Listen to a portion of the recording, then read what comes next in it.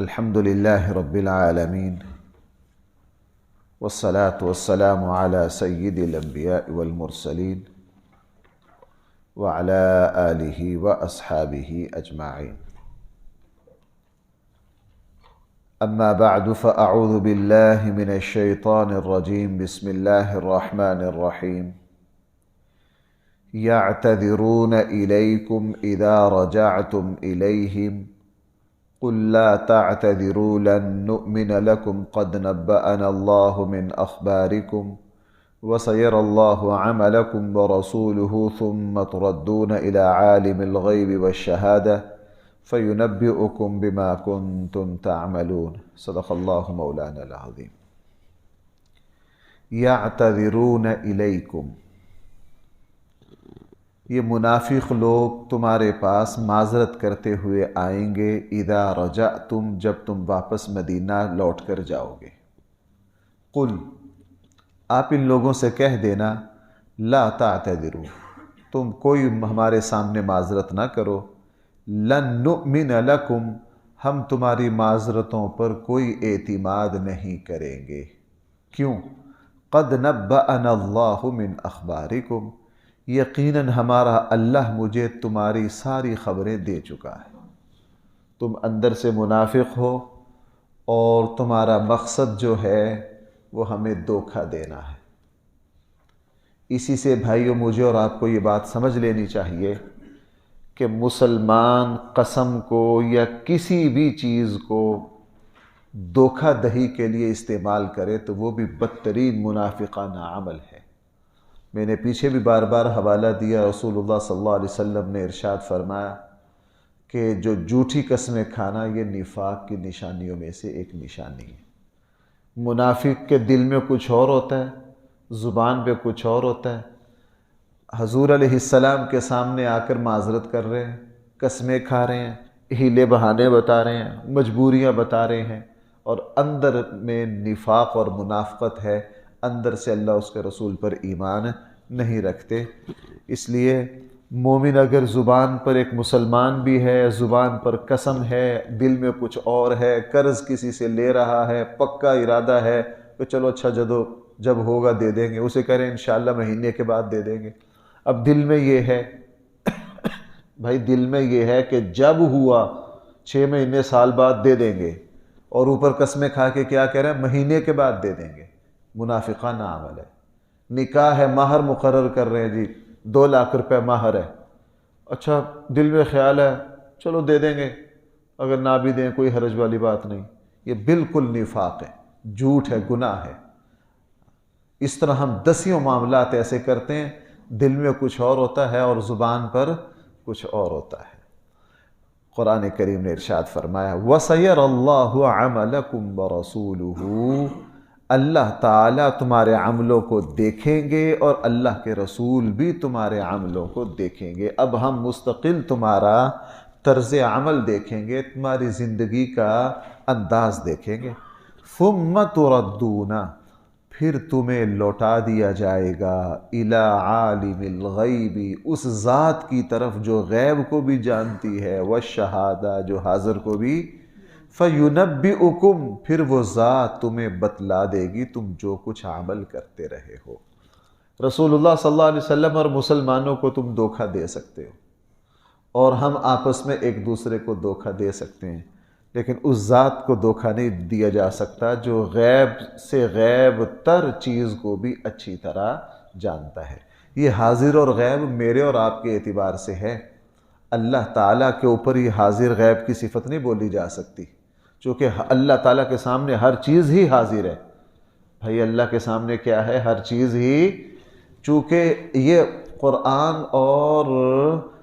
و سنت میں جہاں حاضر اور غیب کا لفظ بول دیا گیا، یہ ہم بندوں کے اعتبار سے بولا گیا ہے. اللہ کے اعتبار سے تو ہر چیز حاضر ہے، اللہ کے اعتبار سے کوئی چیز غائب نہیں ہے. اللہ تعالیٰ کے اعتبار سے ہر چیز ظاہر ہے، اللہ تعالیٰ کے اعتبار سے کوئی چیز چھپی ہوئی نہیں ہے.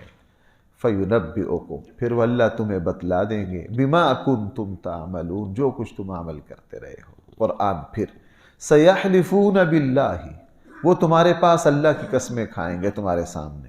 سیحلفون باللہ لکم، ان قریب وہ اللہ کی قسمیں کھائیں گے تمہارے سامنے، اذا انقلبتم الیہم، جب تم پلٹ کر لوٹ کر مدینہ جاؤ گے۔ لیکن تم نے کیا کرنا ہے؟ لتعرضوا عنہم، ان سے اعراض برتو۔ وہ جھوٹی قسمیں کھائیں گے، بڑی بڑی قسمیں کھائیں گے، ہیلے بہانے کریں گے، جب تمہیں پتہ ہی ہے جھوٹ بول رہے ہیں تو بھائی تم ان سے کیا کرو؟ اعراض کرو۔ اور یہی رویہ ہمیں عام صورتحال میں بھی اپنانا چاہیے۔ ہمیں کسی کے موقف سے اتفاق نہیں ہے، ہمیں پتہ ہے یہ بات بالکل غلط ہے، جب ہمیں یہ پتہ ہے یہ بات بالکل غلط ہے، وہاں خام خواہ بحث کرنے کی ضرورت، وقت کو ضائع کرنے کی ضرورت نہیں ہے، وہاں اعراض برتو۔ اور ہمارے یہاں یہ جو سیاسی بحثوں کا دروازہ کھلتا ہے، یہاں بھی میں یہی رائے رکھتا ہوں، جہاں افہام و تفہیم کی گنجائش ہو، جہاں یہ لگے کہ بھائی یہ بات سنجیدگی سے کر رہے ہیں، یہ میری بھی سنیں گے، اپنی دلیل سنائیں گے، ہم ایک دوسرے سے سمجھیں گے، وہاں تو کسی موقف پر بات کرنی چاہیے۔ جہاں پتہ ہو کہ یہاں کوئی اپنے موقف سے ہٹے گا نہیں، کوئی اپنے موقف سے ہٹے گا نہیں، تو خام خواہ بحث کر کے، ضد کر کے، کوئی رسول اللہ صلی اللہ علیہ وسلم سے فرمایا یہ آپ کو ہر طرف سے قسمیں مطمئن کرنے کی کوشش کریں گے، لتعرضوا عنہم، آپ نے ان سے کیا کرنا ہے؟ اعراض برتنا ہے۔ فاعرضوا عنہم، بس آپ ان لوگوں سے اپنا رخ پھیر لیجئے۔ انہم رجس، یہ لوگ گندگی ہیں، ان کے دلوں میں جو نفاق ہے وہ بھائی کیا ہے؟ وہ گندگی ہے۔ ہم تو ظاہری چیزوں کو گندگی سمجھتے ہیں، ہمیں اسلام نے بتایا کہ سب سے بدترین گندگی جو ہے وہ کفر ہے، وہ شرک ہے، وہ نفاق ہے، وہ ریاکاری ہے۔ بھائی وہ کیا ہے؟ ریاکاری ہے۔ اسی طرح آدمی کا جنابت کی حالت میں ہونا، بے وضو ہونا، بھائی یہ بھی کیا ہے؟ ایک طرح کی ناپاکی ہے۔ ہم نے جو وضو کیا ہے، ہم اس سے بھائی ہم نے ایک پاکی حاصل کی ہے، ہم نے یہ ہاتھ منہ نہیں دھوئے، ہم نے صرف ظاہراً صفائی نہیں کی، یہ جو وضو کے اثرات ہیں اس کے دل و دماغ تک جاتے ہیں۔ آپ حضرات خود محسوس کرتے ہوں گے کہ وضو کرنے کے بعد ایک خاص قسم کی روح پر ایک پاکی کی کیفیت آتی ہے، غسل کرنے کے بعد دل و دماغ پر، روح پر ایک خاص قسم کی کیفیت آتی ہے روحانیت کی، اور وہ بغیر وضو کے وہ کیفیت آتی نہیں ہے۔ اس لیے یہ جس طرح دوسرے غیر مسلم ہاتھ منہ دھوتے ہیں، یہ ہاتھ منہ دھونا نہیں ہے۔ بہت سے عمل ایسے ہیں ان کا ظاہری شکل کی اثر پڑتا ہے باطن پر۔ بھائی ظاہر کا اثر پڑتا ہے کس پر؟ مثلا نماز ہے، ہم نماز پڑھ رہے ہیں، ایک جو بندہ نماز میں پورے سکون سے، تواضع سے اور سنت کے مطابق کھڑا ہوگا، اس کی ظاہر کا اثر پڑے گا اس کی باطن پر، دل پر، نماز میں اس کو توجہ زیادہ ہوگی، اس کی نماز میں خشوع پیدا ہوگا، خضوع پیدا ہوگا، اس کی نماز میں اللہ کی طرف توجہ زیادہ رہے گی۔ ایک آدمی نماز میں کھڑا ہے، کبھی ہاتھ ادھر کبھی ادھر، کبھی بے چین روح کھڑی ہوگی یا مصلی پر صف میں آ کر، ایک منٹ کا قرار نہیں ہے، کبھی ایک پاؤں پر وزن، کبھی دوسرے پر وزن، کبھی ایک ہاتھ داڑھی میں، کبھی کان میں، کبھی ادھر، کبھی فلاں، کبھی ادھر۔ اب چونکہ اس کے ظاہر کو سکون نہیں ہے تو سوال ہی پیدا نہیں ہوتا کہ اس کی نماز میں روحانیت ہے۔ اس لیے میں نے بہت مرتبہ آپ سے عرض کیا، قرآن نے 2 لفظ استعمال کیا، الذین هم فی صلاتہم خاشعون، کہ ان کی نمازوں میں خشوع ہوتا ہے، یعنی ان کا دل اللہ کی طرف متوجہ ہوتا ہے، اور وہ اپنے اندر خضع بھی پیدا کرتے ہیں، خضوع بھی پیدا کرتے ہیں، یعنی ان کا ظاہری حلیہ بھی بہت پرسکون ہوتا ہے، ظاہر کا باطن پر اثر پڑتا ہے۔ اس لیے فرمائے انہم رجس، ان کے دلوں میں گندگی ہے، وَمَأْوَاهُمْ جَهَنَّمْ، ان کا ٹھکانہ بھائی کیا ہے؟ جہنم ہے، جزاء بما كانوا يكسبون، یہ بدلہ ہوگا، یہ جہنم بدلہ ہے ان کرتوتوں کا جو انہوں نے کی ہے۔ یحلفون باللہ لکم، قرآن پھر دوبارہ پلٹ بار بار کہہ رہا ہے ایک بات، یحلفون لکم، یہ تمہارے سامنے قسمیں کھائیں گے، کیوں؟ لترضوا عنہم، تاکہ آپ لوگوں کو یہ مطمئن کر سکے، لیکن آپ ان سے اعراض کیجئے، آپ بالکل ناراضی ہوں ان سے، یا آپ کو اپنی قسموں کے ذریعے بھائی کیا کریں گے؟ مطمئن کریں گے، آپ کو راضی کریں گے، آپ کو اطمینان دلائیں گے۔ لترضوا عنہم، آپ نے ان سے راضی نہیں ہونا، فَإِن تَرْضَوْا عَنْهُمْ، اگر آپ ان سے راضی ہو بھی گئے نا، فَإِنَّ اللَّهَ لَا يَرْضَى، بے شک اللہ تعالیٰ نہیں راضی ہوتے فاسق لوگوں سے، اللہ راضی نہیں ہوتے۔ رسول اللہ صلی اللہ علیہ وسلم سے فرمایا اگر آپ نے چشم پوشی سے کام لے بھی لیا تو اللہ ان سے ہرگز راضی۔ دیکھو بھائی، ان ایتوں سے ہمارے یہاں وہ جو زیادتی کی جاتی ہے نا، زیادتی کی جاتی ہے کہ جس سے نبی راضی ہو گئے اللہ خود بخود اس سے راضی ہو جائیں گے، جس سے نبی ناراض ہو گئے اللہ تعالیٰ اس سے خود بخود کیا ہو جائیں گے۔ یہاں قرآن کہہ رہا ہے حضور اگر آپ راضی ہو بھی گئے اللہ پھر بھی راضی نہیں ہوگا، اللہ پھر بھی راضی۔ یہاں فرق پتہ چل گیا، نبی کریم صلی اللہ علیہ وسلم اللہ کے بندے، بھائی کیا ہیں؟ اللہ کے حکم کے پابند ہیں۔ رسول اللہ صلی اللہ علیہ وسلم اپنی زندگی میں وہی کچھ کیا اور وہی کچھ فرمایا جس کا حکم اللہ نے رسول اللہ صلی اللہ علیہ وسلم کو دیا۔ آگے پھر فرمایا الاعراب اشد کفرا و نفاقا، یہ جو دیہاتی لوگ ہیں یہ کفر اور نفاق میں بہت زیادہ سخت ہیں۔ چونکہ مدینہ کے دائیں بائیں جو چھوٹے چھوٹے ان کے دیہات بھائی ہماری طرح نہیں تھے، ان کے دیہات چھوٹے، اس زمانے میں دیہات کہا جاتا تھا 2-3 گھر کہیں ہو، جس کو ہمارے یہاں ڈیرے کہتے ہیں، ڈیرے سے بھی چھوٹا لفظ ان کے یہاں اس پر بولا جاتا ہے۔ تو یہ جو بدو دیہاتی تھے نا، یہ جب انہوں نے دیکھا نا کہ ایک نیا دین، نئی ریاست، نئی قوم اٹھ رہی ہے، آپ کو پتہ ہے پھر ایسے موقع پر مفاد پرست بھاگ کر آتے ہیں۔ اگر آپ اس کو میں یوں عرض کروں، ہمارے یہاں جب بھی کسی سیاسی جماعت کی ہوا اٹھتی ہے، پھر آپ نے دیکھا مفاد پرست کس طرح گدوں کی طرح بھاگے آتے ہیں، مفاد پرست لوگ کس طرح گدوں کی طرح منڈلانے لگ جاتے ہیں۔ تو کچھ ایسے مدینہ کے دائیں بائیں دیہاتی لوگ تھے، منافق تھے، دین کو کوئی نہیں سمجھا، انہوں نے صرف مفاد کی غرض سے اپنے آپ کو مسلمان کہا اور اندر سے مسلمان نہیں تھے۔ قرآن کریم میں ان کے بارے میں فرمایا الاعراب، یہ دیہاتی لوگ کفر اور نفاق میں بڑے سخت ہوتے ہیں، اور ایسا ہوتا بھی ہے، شہر اور دیہات کا بڑا فرق ہوتا ہے۔ یہ جو جدید زمانہ ہے، اس زمانے میں بھی دیہات نہیں رہے، دیہاتوں میں تمام جدید سہولیات، فہم اور شعور آ گیا ہے، لیکن اس کے باوجود بھی آج 1400 سال بعد بھی شہری اور دیہاتی لوگوں کے مزاج میں بہت فرق ہے، زمین و آسمان کا فرق ہے۔ آپ اسے اندازہ لگا لیجئے 1400 سال پہلے یہ فرق کتنا ہوگا۔ دیہاتی لوگ انا پرست، ضدی، چھوٹی چھوٹی بات پر اڑنے والے، چھوٹی چھوٹی بات پر، اور ان میں بولنے کا سلیقہ کم، مزاج میں اعتراضات، اکھڑ مزاج زیادہ ہوتے۔ اس لیے بہت ساری احادیث میں جو رسول اللہ صلی اللہ علیہ وسلم نے دیہات میں رہنے سے پناہ مانگی ہے نا، اس کا مقصد یہ نہیں کیونکہ دیہات کو بری جگہ ہے، اس کا مقصد بھی یہ ہے کہ دیہاتی مزاج میں انسان تربیت کم قبول کرتا ہے، وہاں اصلاح کم ہوتی ہے۔ شہر میں جب انسان آتا ہے تو وہاں پڑھا لکھا ماحول ہوتا ہے، تو انسان دوسروں کو دیکھ کر زیادہ سیکھ سکتا ہے، اپنی تربیت زیادہ کر سکتا ہے۔ فرمایا الاعراب اشد کفرا، یہ جو دیہاتی ہیں یہ بہت سخت ہے کفر اور نفاق میں۔ وَأَجْدَرُ أَلَّا يَعْلَمُ حُدُودَ مَا أَنزَلَ اللَّهُ، اور یہ چاہتے ہیں کہ اللہ يَعْلَمُ حُدُودَ مَا، وہ حدود قائم نہ ہو سکیں، وہ اسلامی تعلیمات قائم نہ ہو سکیں، ما انزل اللہ علی رسولہ، جو اللہ تعالیٰ نے اپنے رسول پر نازل کی ہیں۔ واللہ علیم حکیم، اللہ جل جلالہ ہر بات کا پورا علم اور پوری اس کی حکمت کو جانتے ہیں۔ وَمِنَ الْأَعْرَابِ، بہت سے دیہاتی وہ ہیں، مَن يَتَّخِذُ مَا يُنْفِقُ مَغْرَمًا، وہ جو کچھ خرچ کرتے ہیں اس کو تاوان سمجھتے ہیں، اللہ کے لیے نہیں خرچ کرتے۔ بہت سے دیہاتی وہ ہیں جو کچھ خرچ کرتے ہیں بھائی اس کو کیا سمجھتے ہیں؟ تاوان سمجھتے ہیں، ان کو مصیبت سمجھتے ہیں۔ ان کا جو مال خرچ کرنا ہے اس سے ان کا مقصد کوئی اللہ کی رضا نہیں ہے۔ یہ کون کرتا ہے؟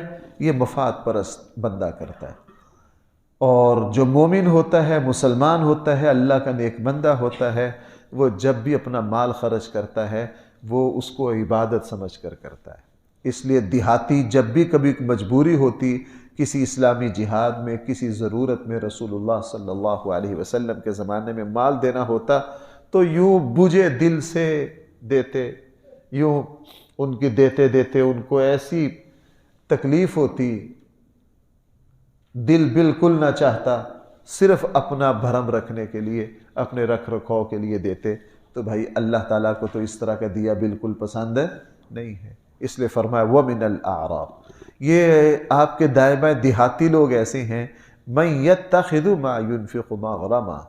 اصل میں یہاں میں آپ سے ایک بات عرض کروں، شاید ان آیات میں ہمارے لیے سبق کم ہو، لیکن جس ماحول میں یہ کہی جا رہی ہیں، اسلام کا آغاز ہے، اسلامی ریاست وجود میں آ رہی ہے، اس وقت خلفائے راشدین نے انہی آیات کی روشنی میں مزید پالیسیاں بنانی تھی۔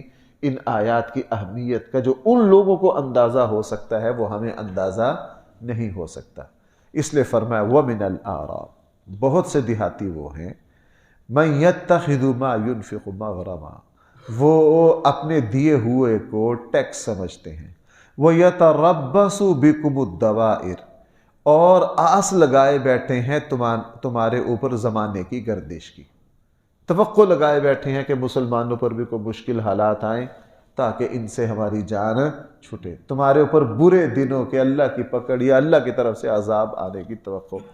قرآن فرمایا علیہم دائرۃ السوء، برے دن انہی پر آئیں گے، زمانے کی گردش انہی پر آئے گی۔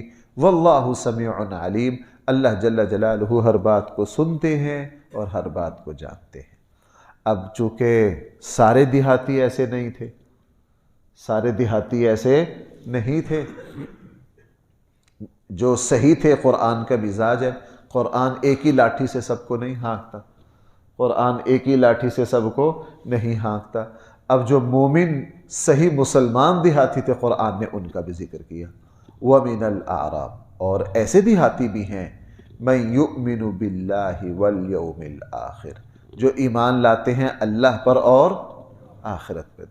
وَيَتَّخِذُ مَا يُنْفِقُ قُرُبَاتٍ عِنْدَ اللَّهِ، وہ جو کچھ خرچ کرتے ہیں نا، قربات عند اللہ، اس کو اللہ کے قرب اور اللہ کی عبادت کا ذریعہ بناتے ہیں، وصلوات الرسول، اور رسول سے دعائیں لینے کا سبب بناتے ہیں۔ بہت سے دیہاتی وہ ہیں جو اپنا مال خرچ کرتے ہیں تاکہ ہم اپنے اللہ کو راضی کریں اور ہم اللہ کے نبی سے دعائیں سمیٹیں۔ حضرت عبداللہ بن ابی اوفا رضی اللہ عنہ فرماتے ہیں، میں نے نبی کریم صلی اللہ علیہ وسلم کو دیکھا، جب بھی کوئی زکوٰۃ کا مال، صدقے کا مال رسول اللہ صلی اللہ علیہ وسلم کے پاس جمع کروانے آتا تو رسول اللہ صلی اللہ علیہ وسلم اس کے لیے مغفرت کی دعا اور رحمت کی دعا کرتے، یوں بھی فرماتے اللہم صلی علیہ۔ اور حضرت عبداللہ بن ابی اوفا فرماتے ہیں، میں اپنے والد اوفا کے ساتھ گیا، میرے والد نے اپنی زکوٰۃ رسول اللہ صلی اللہ علیہ وسلم کو سرکاری خزانے میں جمع کروائی، رسول اللہ صلی اللہ علیہ وسلم نے میرے والد کے اللہم صلی علی آل ابی اوفا، اے اللہ آل ابی اوفا پر اپنی رحمت نازل فرما، ان کو برکتیں عطا فرما۔ رسول اللہ صلی اللہ علیہ وسلم عموماً جب بھی کسی کو کوئی نیکی کرتا دیکھتے، آپ اس کے لیے دعا کرتے، بھئی آپ اس کے لیے کیا کرتے؟ دعا دیتے۔ یہ جو ہمارے یہاں بھی ماشاءاللہ بڑے لوگوں کا طریقہ ہے نا کہ کسی چھوٹے کو کوئی کام کرتے دیکھا تو اس کے لیے دعا کرتے ہیں، اس کو برکت کی دعائیں دیتے ہیں، یہ رسول اللہ صلی اللہ علیہ وسلم کی سنت ہے۔ یہ بھائی کس کی سنت ہے؟ رسول اللہ صلی اللہ علیہ وسلم کی سنت ہے۔ ہاں اب اساتذہ میں یہ کمی آ گئی ہے، ہم نے اپنے بچپن میں الحمدللہ ایسے اساتذہ دیکھے، کسی طالب علم کو کوئی اچھا سبق سنایا، کوئی اچھا کام، اس کے لیے دعا کرتے تھے، اس کے لیے دعا کرتے تھے۔ اور کامل استاد وہی ہے جو کلاس سے ہٹ کر تنہائی میں بھی اپنے شاگردوں کے لیے بھائی کیا کرے؟ دعا کرے۔